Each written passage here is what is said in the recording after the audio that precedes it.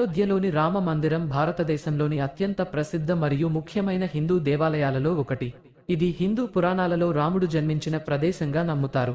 రామ మందిరం 70 ఎకరాల విస్తీర్ణంలో నిర్మించబడింది మరియు ఇది భారతీయ నాగర శైలిలో నిర్మించబడింది. రామ మందిరం భారతదేశంలోని హిందూ భక్తులకు ఒక ముఖ్యమైన పుణ్యక్షేత్రంగా మారింది.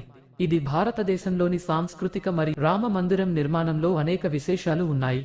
వాటిలో కొన్ని: మందిరం భారతీయ నాగర శైలిలో నిర్మించబడింది. ఇది భారతదేశంలోని పురాతన శిల్పకళా శైలి.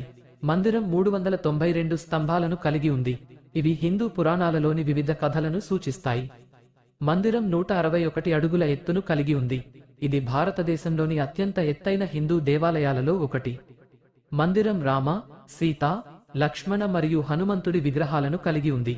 ఇవి భారతదేశంలోని హిందూ మతానికి చాలా ముఖ్యమైనవి. రామ మందిరం నిర్మాణం భారతదేశంలోని హిందూ భక్తులకు ఒక చారిత్రక ఘటన.